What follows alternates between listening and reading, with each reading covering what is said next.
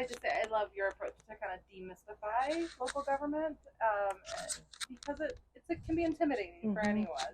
And I think what we are teaching here with our consumers is that self-advocacy piece. And part of that is like, no, you can do this. Like, right. There are people on the council. They're just, right. They are people who want to talk and listen. Yeah.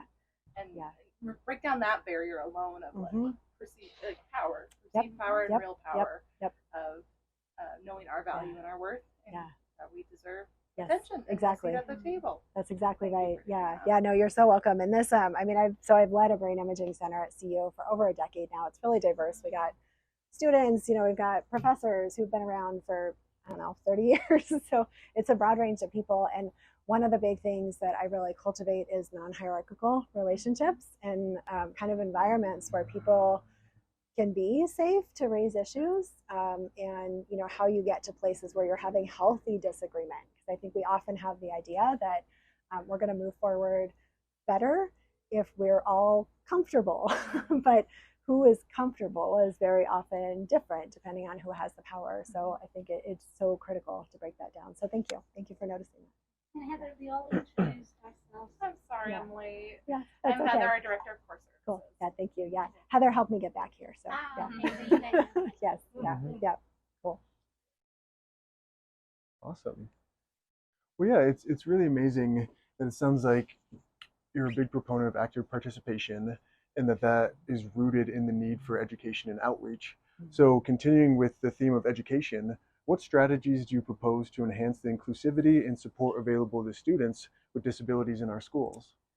Yeah, that was a good one. I was trying to think about this a little bit on the way over here because it's hard, right? Because the school district is sort of a separate entity.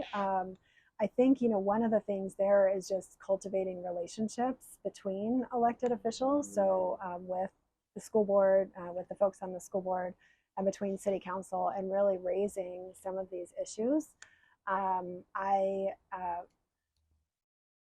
I, as a parent of two BVSD kids who have some different needs within the schools,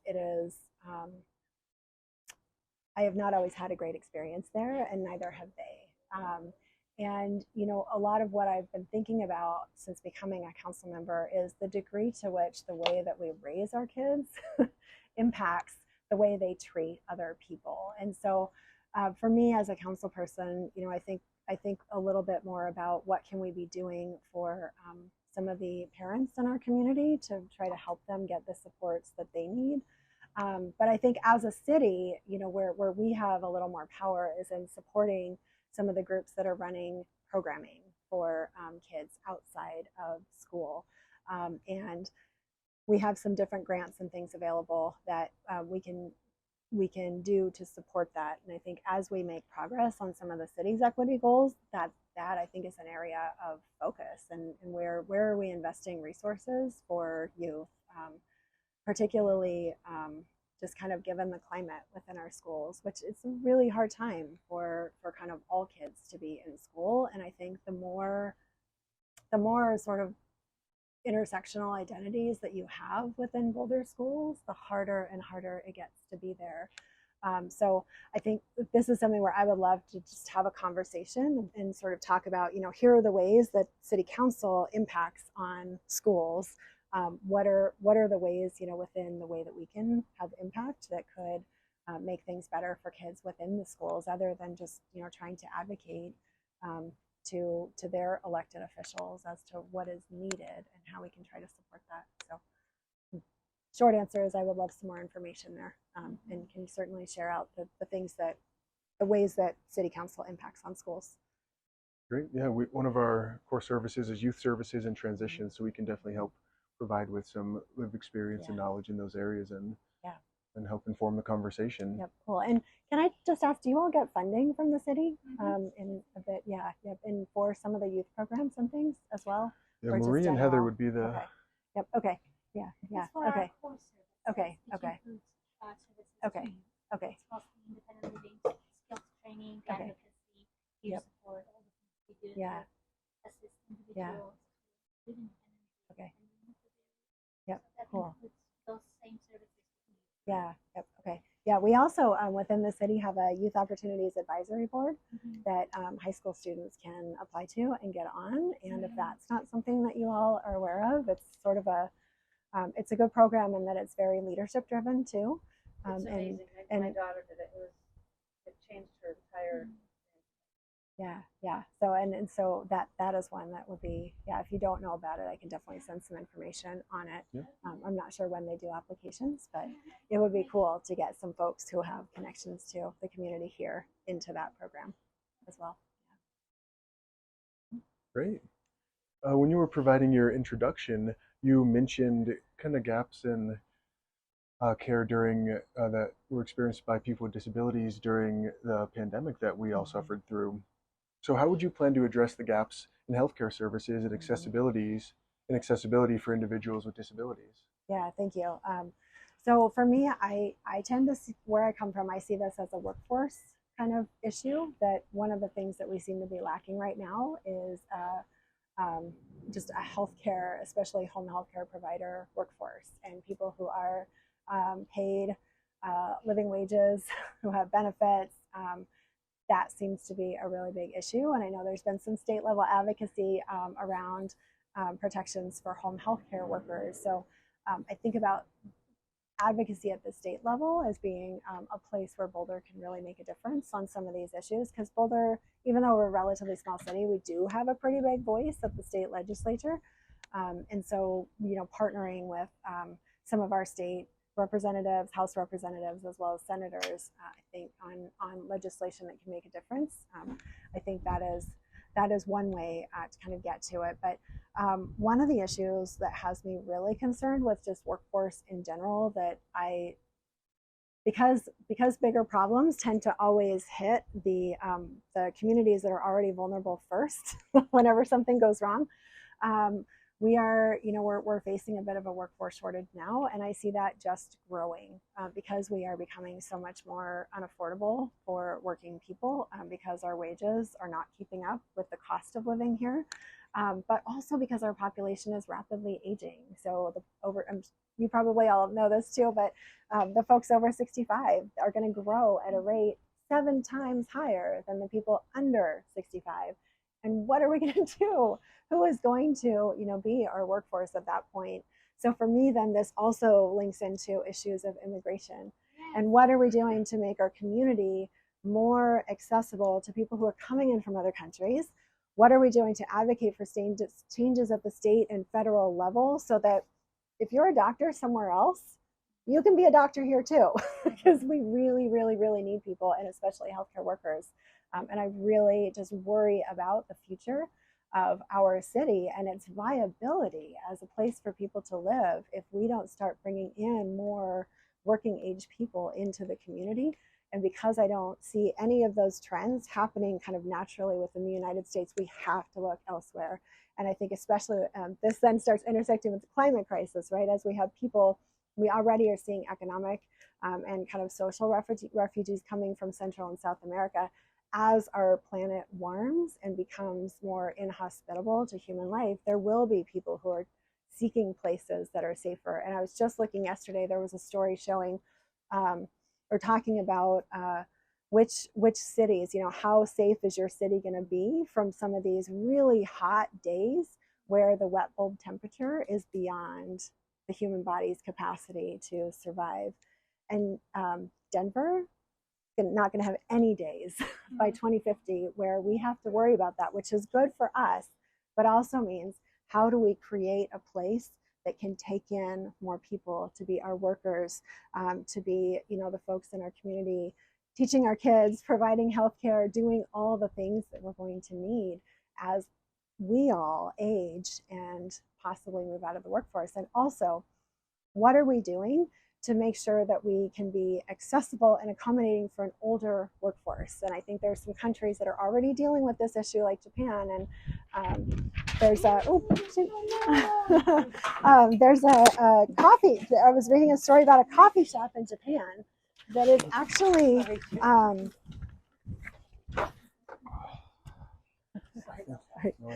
this coffee shop is actually staffed by people with Alzheimer's disease. yes, how do we do more of that, right? How do we stop seeing some of these diseases as being the end of working, of life, of sort of all these things? How do we move beyond that model? Because it's not one that's going to serve, it hasn't served us well, and it won't serve us well into the future that we're heading into. Can I add something? Yes, please. When you say the workforce shortage and how it relates to immigration systems and how both can help each other, I agree. If you're a doctor somewhere else, you should be able to be a doctor here too. And there is another thing that I don't hear us talk often, which is the backlogs of immigration applications for those who are eligible to come, and their applications are not being processed. That's right. So a prime example is with my family. I'm a U.S. citizen, and my brother was 32 years old when I applied for him to join me here in the United States. He was 32. He's 45 years old.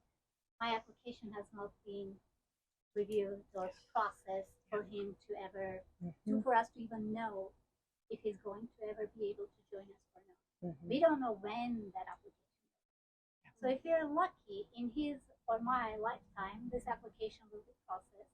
If we're lucky, he probably will be an older adult when he's by law allowed, and if this is background and everything, to join his U.S. citizen family here. And here's your workforce. That's ready to work, ready to join the family in the United States. Not only it supports the workforce as an addition, but him being separate from me and living in a war zone, I, as a U.S. citizen, actually am suffering and struggling to the point that it's impacting my employment capacity. So here we are, not only not letting the working age individuals ready and eligible to at least be processed, right? Because it's a whole process. Just because I apply doesn't mean he's, and just because I'm eligible to apply doesn't mean he's approved to come, right?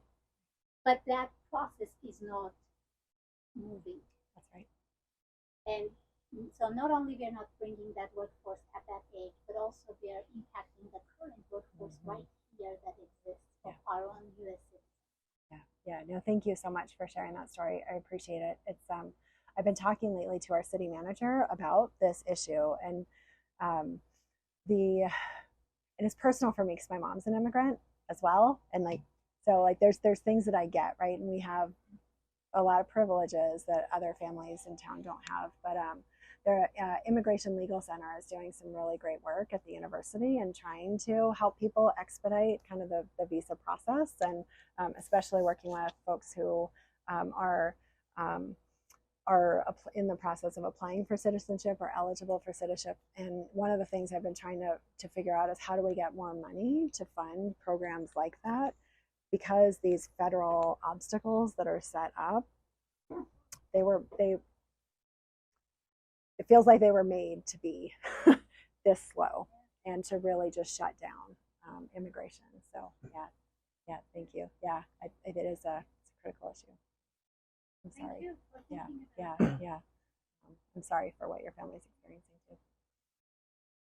Yeah, thank you for answering that question. And it was, your answer had me thinking, and with Maria sharing her story, to jump ahead to not the next question, but a little bit further down, where I think a lot of the issues with understanding the priorities of our community, and especially for understanding issues such as the intersectionality between immigration and disability rights, really comes down to lack of education and awareness, and not listening to the shared stories from our community members and how we're being affected and how everything is connected. So what measures will you take to raise awareness about disability rights and foster a culture of inclusion within our city?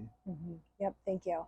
I think here it's really just trying to cultivate conversations and connections with people who are in the community so that we can share those stories, because storytelling is just an essential part of what we as humans do, and that's how we get the knowledge that we carry forward. It's what changes our brain so that we can go forward and use that to inform our decisions. I think this is where, for me, finding people who are interested in running for office, in serving on council also becomes really critical and important for how we are getting those perspectives there. And I think, again, having opportunities for folks to talk through, these are the issues, please let me know when these come up. Then it's sort of a little alert or warning system to go in and talk to people about issues that are really critical for that community. And I feel like I've forgotten the question, and I have ADHD, and my brain has gone in a different direction than I think where I started. No, but you definitely ended with a good answer, so that was great. It was just about measures to raise awareness about disability rights and foster a culture of inclusion. Yeah.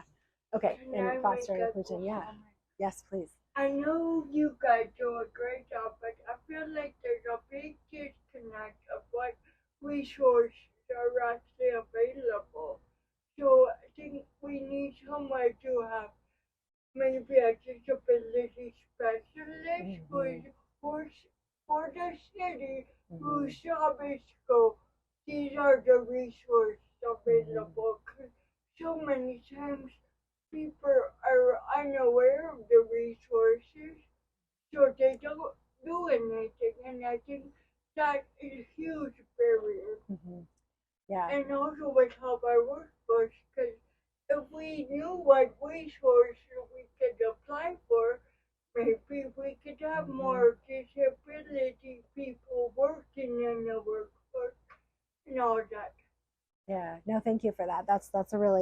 Thank you. That helps a lot. Because one of the things I'm talking to, or trying to plant seeds for, I guess maybe is a better way of saying it, is having some navigators within the city that can help people navigate some of these different resources that exist. And I've been thinking about it largely in terms of basic needs assistance kind of things, like how if people don't know about the kinds of housing assistance or food assistance that's out there, how can they make the connection to get there? And so how do we have somebody who can be that conduit or support groups that are like EFA is one, in our community that does a lot of that. And it just makes me think about, what is that, is this part of sort of a broader effort of how we're making the resources that we have more transparent, of how we're opening up these two-way conversations where people can let us know what's needed in the community too.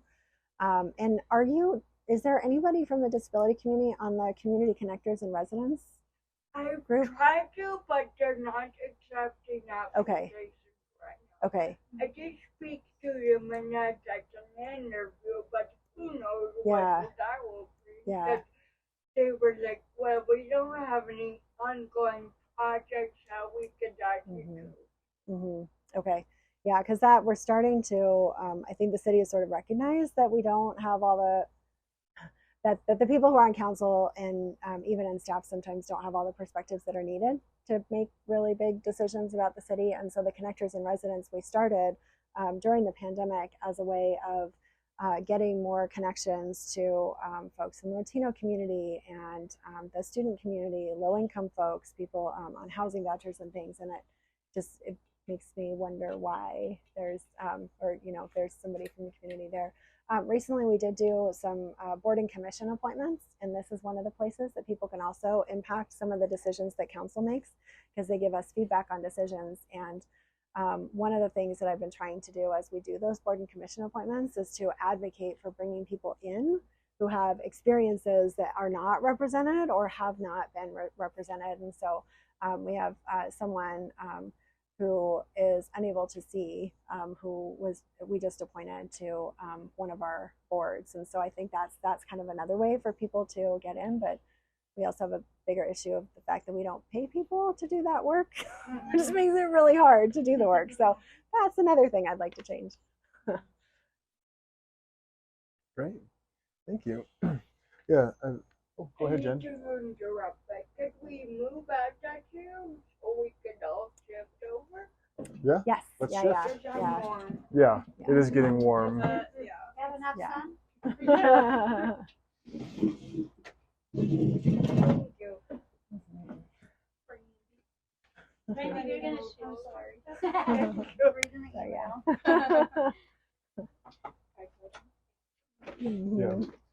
water break time. Mm-hmm.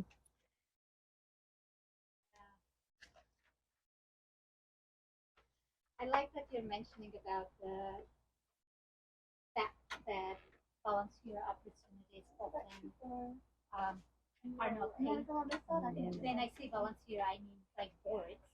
Boards are where people make the decisions, right? So the decision makers have to be people who can accept spending their time without getting paid. So who are those? Yeah, right? that's Those right. Let me know if are you not get too the warm, Brandy, and we'll switch. people with disabilities and Let me know if you get too immigrants warm and we'll those switch. with limited income. Yep. Those are people who are already stable and privileged and can afford putting their time to be unpaid.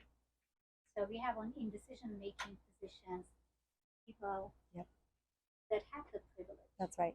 That's right. No, exactly.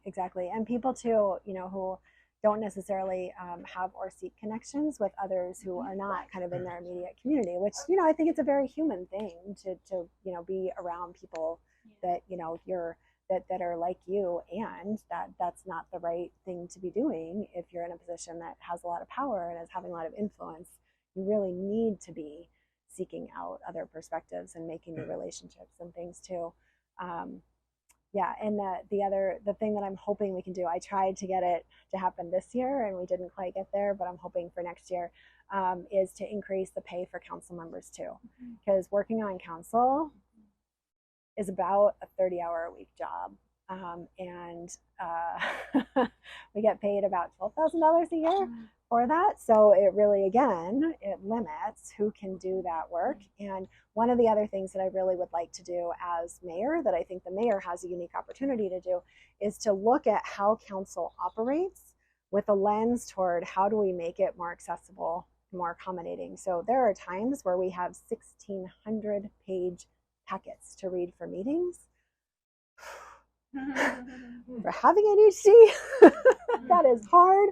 I have talked to people who deal with dyslexia, and they've been great. And I've said, hey, have you ever thought about running for council? And that's when they've disclosed that they have dyslexia. Like, no, I could never get through the packets because I have dyslexia, and that's terrible. That is the wrong way to be approaching how we make council work. It should be that you come and we will make it work for you. So I really think that's a lot of work we can do.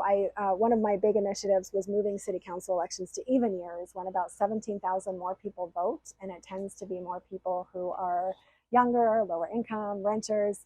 And so that will begin in 2026 because voters passed it this last November. But to get to 2026, we've got work to do just to make council more accessible for a broader range of people in the community. So I'm eager for that work, because that's one of the things I love to do. Just think about how do we change things so it works better for people. Great. Thank you so much. And this is going back a little bit, but you talked about some examples from the international community that we could use as examples and implement new progressive policies. And we were curious here if you had any examples of successful policies from other cities that you would consider adopting to improve disability rights and accessibility here in Boulder. Yeah. So one of the things that I think about is just universal design and the ways that some cities are implementing that in just street design, and how that is changing the way that people are using those streets and the way that they're able to use them to get around. So that's kind of one of the bigger ones that I am aware of right now. But this was another one where I was like, I wonder what what that is. So I would love to hear too what those issues are. Like, what can we do at a local level?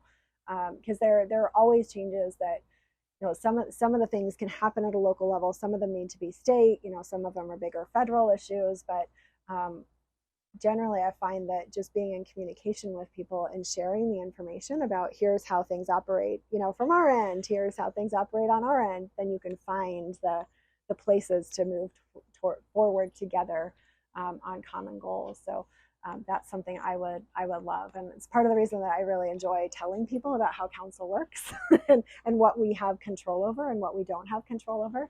Because I think then it gives people more information that they can use to problem solve about, well, okay, I've got this issue, and you're telling me that city doesn't do that. So what can we do to try to fix things? So for, I think, things like bus stop accessibility. We talked about that a little bit, and just how we can partner between the city, between what RTD has control over, between what the Colorado Department of Transportation does, just to really bring everybody together and try to address the issues that people are experiencing. Yeah. I just want to say, I think this past year I've learned how easy it is to really be involved in legislative decisions. I want more people to understand it. So just doing it locally is great, because I feel like my philosophy is, if we can change the local laws, that may influence federal laws, which is what we need to happen, but no one's gonna listen until we show it can be done. Yeah, no, absolutely. So thank you for trying to get more people active in politics and all that. And the other thing I will say too, and this just may be a relevant topic that I think will be coming up this fall, probably around October and November, we're going to start working on our state and federal legislative policy agenda. And because we don't have anybody who who's dealing with disabilities on council, a lot of times that's not an issue that's front and center when we're thinking about state and federal policy making. But I would be happy to send the one that, sorry, good catch. The one that we did for last year. And as there are things in there that relate, and especially if there's legislation coming up that you all are hearing about for this next legislative session, one of the easy ways for us as a city to impact state level legislation is by putting whatever it is we want to advocate for or against into our legislative policy agenda. And that's a pretty easy thing to do. But once it's there, when bills come up in the state legislature that relate to those topics, our lobbyists and our policy advisor for the city just automatically go usually and start advocating for those issues. And so it's sort of a way to make sure that we're getting Boulder to support some of the state level legislation that's coming up. So I can definitely send that. And Rachel, would you mind just reminding me to send that as a follow-up? Thank you. Yeah, we would love to be more involved. Yeah. No, it would be really great. And I think we've got some really great state legislators, Junie Joseph, and then one of my really good friends is running to be the Senate District 18 representative. And I just, side thing, I'm sure she would really love to talk to you all as well. So, yeah. Awesome. Well, I know we're getting close on time, so maybe one more question. And I know this is a big one, and it is really important to our community. And in your previous question, you talked about kind of understanding how different people use streets and bus stops and access. And this July, we celebrated the 33rd anniversary of the ADA, but we're still experiencing a lot of issues with accessibility. Mm-hmm.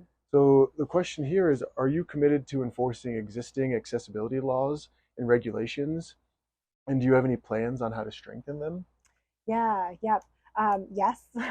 Yeah, absolutely. And I think for thinking about ways to strengthen them, are there particular kinds of issues that are coming up? Is it just sort of in general? Is it kind of a lot of different things that are impacting? Would just be if I can ask a question about the question, just trying to understand what is there a particular place that we're talking about, or? Yeah, I know this is one that has come up, and it's a big factor here in Boulder, and one of our board members has brought up this issue repeatedly, and it has to do with feeling safe on our streets and sidewalks within Boulder, specifically in relation to the type of vehicles such as e-scooters and e-bikes to be allowed on sidewalks, and the dangers that cause people with disabilities, with mobility needs, or people that are low vision or blind. Yeah. And we've actually submitted a good number of complaints to the city and city council about this issue. And as of now, the city is kind of trying to pass the buck in saying that the enforcement of this is not a responsibility Yeah. of the city, and that we should just contact the scooter provider. And that seems kind of dismissive Yeah. and not solving the problem Mhm. because it's endangering us every day. Mhm. So that's kind of a specific example of Yeah. what this is in relation to. Yep. So if you have any thoughts Yeah. on that, that'd be Yeah. great. Yeah, no, thank you for bringing that up. This is something actually my colleague Rachel Friend recently brought up for us to try to talk about. And I haven't looked to see when it's coming up on our council agenda, but she brought up this issue of just kind of e-bikes on our paths and these, I don't remember if it was scooters too, but I think just all in this general category of we now have things that go very fast on our paths. And what are we doing to make sure that, especially in certain areas, there are kind of speed limits and things that people are trying to follow? I think it does bring up this issue of enforcement. And one of the issues that we're facing as a city is sort of we've kind of maxed out our budget for the moment and trying to figure out, where can we move funds around to kind of fund more things, especially with regard to enforcement. I think becomes a real challenge. And so for me, some of this comes to how we're creating partnerships with some of the groups in the community that are doing the education around how to responsibly use bike paths. A lot of the times the people that I see going fastest are school age kids. And that maybe this is a place where, how are we partnering with the schools to make sure that when kids are taking their e-bikes to school, they are understanding what their responsibility is on something that's moving really quickly. How are we partnering with bicycle shops or bicycle advocacy groups to do some of that education as well? Because I think enforcement can work to a point, and then but you still need you need people out there monitoring if that's sort of the tool. And so how do we sort of raise that issue as a community? I think it's something that we're starting to think about. And I would love to hear any ideas that you all have about just kind of partnerships. I mean, I think most of the people in our city they're not out to make things hard for other people. And sometimes we just lack awareness on the ways that our behaviors are doing that. And so how do we create space for conversation where we can inform each other and really help people think about and work toward behaviors that are more community oriented and less just people trying to get places quickly. Yeah. But yeah, I would love to just talk about like what could we do with kind of limited budget and resources to try to get more folks to be more responsible about how they're using some of these things. And we did make progress with the Lime scooter extension. They are now charging people if they don't leave the scooters in kind of a marked off area, which I think is great. So that ought to help. I know you may see just as you're kind of going around town, there's now like green rectangles, and the scooters have some sort of device that lets them geofencing. Yeah, thank you. Yep, geofencing. And so if the scooters don't make it back into that place, people keep getting charged. And so I think those kinds of things will really start to disincentivize people from doing that. But especially with that, yeah, well, we don't have them, but this one of the things that I was thinking about, because all these things have if they're smart enough to know where they are, they're smart enough to know how fast they're going. So how do we work with could they like geofence speed, like so if you're in this high traffic area, a regulator. No, exactly. Like, is there something we could do there to prevent it? Because it's hard to get humans to do new things. Change their behaviors, right? Yeah, but I do wonder if that's a place where we could do something like that. And then the other thing I think about is just how much having traffic cameras and stuff has decreased police having to stop people for traffic violations. And so if we do move toward having some speed limits on the bike paths or in certain areas or things, can we do that? Not necessarily with, I think our default response is always, well, that means, people are going to have to be out there, walking along the paths and things. But we've seen with the traffic cams that they don't. So it makes me wonder, is that something we could do where we're setting up cameras and things that can monitor people's speed, and how we might, license some of the e-bikes and things like that to really try to get that. So thank you. That just triggered about 10 different new ideas. I appreciate that. Yeah. One comment Yeah. on this topic, like Yeah. a little off topic, is snow removal can be really making navigate Yes. the Yep. our environment very difficult. And not just not removing snow, but advocacy around when you remove snow, not piling it up Yep. in an accessible parking spot or on top of a curb cut, or when snow is being removed on the roads, you can't use the crosswalk because Yeah. all the snow is piled up Yep. on the crosswalk or in the curb cut. Yeah. Stuff. Yeah. So a lot of just not just removing snow, but advocacy of how it's being. Yeah. Yeah. No, I think that that's wonderful. And that just makes me think about even just having a conversation with like our transportation director, our snow removal team around this kind of issue, even before we get to like October, November, whenever it starts snowing. Because it's, yeah. One example is I'm trying to walk my daughter to her bus stop, and I can get all the way there, but then there's this one corner where all the snow is just piled up. So I can no longer get her to her bus stop. Yeah. I can watch her from a distance, Yeah. So things like that really have a big impact. Or go in the grass, which maybe I'm going to get stuck, maybe I'm not. Right. Right. Yeah. So, yeah. Yeah. Like Absolutely. that are really important. Yeah. Really have a big impact Yeah. on Yeah. people to be able to just get their kids to school. Yeah. Absolutely. Yeah. I feel like there's always a huge finger pointing problem with transportation. So we really need to figure out some better way, because RTD loves to go, that's not our problem. And cities like, well, we did our job, and it's like, okay, well, stop blaming each other. What can we do to help everyone? Yep. It's a comment.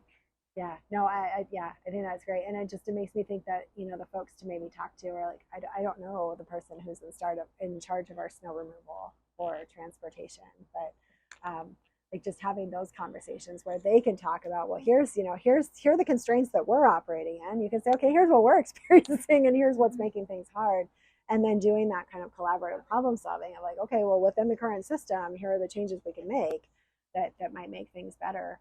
That feels to me like a really valuable conversation. I know when I talk to RTD about their snow removal, their response is like, we do it, but the city counts for the right back up. And I'm like, okay, that does not help. Yeah. No, exactly. Yeah. We have done training for the city of Boulder engineers team, some department that designs and is in charge of, I think, the removal perhaps too. Okay. So we have done a training like that. We would be more than happy to do it again. Yeah. I do think that it's a matter of making what we are educating and bringing awareness about making that into policies so that any employee in that department then is aware of what the requirements are. And to Craig's point, the enforcement is really important citywide because it's not just the city, it's private properties and businesses that are public in public places, but they don't belong to the city, right? Yeah. And the city needs to be enforcing the accessibility for all. And I think the enforcement is then demonstrating the city's agreement that accessibility is important and it is a law. Right. Just like we have people walking and doing the meters on parking. Right? That seems to be important enough that we have money put into it and they are checking the parked vehicles if they have paid for their parking or not. Yeah. So I would love to get to the point that people, before piling the snow in this situation, are like, oh gosh, are they going to come and find me? Because I'll tell you, then probably a lot of people, before they park without paying, think about it before moving away from their Yeah, no, that's a great analogy. Yeah, that's interesting. And then, I mean, thinking about how to, yeah, feels like there ought to be a way Yeah. that we can do that. And you know, as far as education goes and universal design goes, I think it's important for the community and decision makers to understand that we are largest minority group and one that anyone can join any moment. Yep. You might not, you can't really change your race, Right.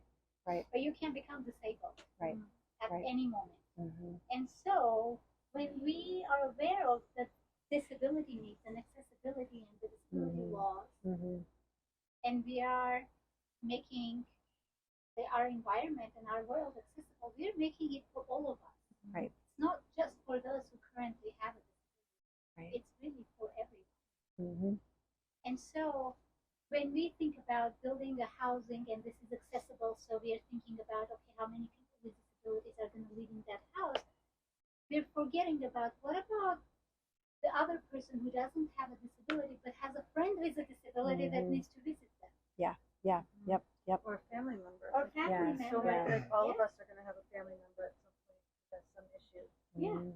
So we might not need the accessibility for ourselves in our house. But It's a wonderful way of closing. No, it's just making me think about the, because I think the comprehensive plan update is the place to really start centering some of these perspectives.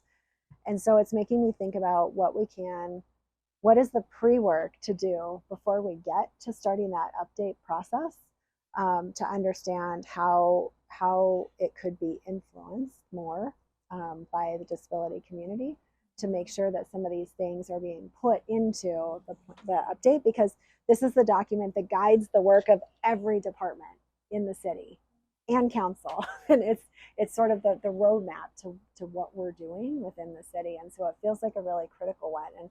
And I've heard people, some folks in the community talking about making sure, climate is represented and equity is represented, but nobody's been talking about making sure that accessibility is in there too. And so I would love to figure out how we do that. How do we get that to be in the comprehensive plan and to be centered in all of our decisions? Because you're so right. I mean, it is.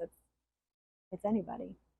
And a lot of people who are already here, who, and we need to be, we need to be working on it as well. Thank you. Really helpful. Yeah. I'm going to ask about that. I'll report back. So, see, who do we need to start talking to make these changes? Yeah, thanks. No, thank you so much. And we've heard a lot about education and awareness, and it's really amazing, and that work needs to be done. But I think until those changes are built into policy and are sustainable and systemic, the disability community is still going to be disproportionately affected by all these barriers that we need to educate people about. But we need to incentivize people through policy change and really be able to have a way to hold people accountable through enforcement. And or else it's just going to remain optional to do. And when we're talking about barriers to access, such as transportation and safety, those are barriers to independent living. And that's causing people to live lower quality of life, and that's not equality. So that's really, this is an important issue to us that we don't think can be solved just through education awareness, but we need long-lasting, sustainable change that's built into the policy. No, thank you. I appreciate that. Thank you for teaching me. Well, thank you for listening. On that note, we're at time, and we want to be respectful of your time and really appreciate you being here and having these conversations with us. And we really hope that it's not, the first and last conversation. We want to continue to have this dialogue, and we appreciate your time. Thank you so much. I appreciate all of you, and thank you.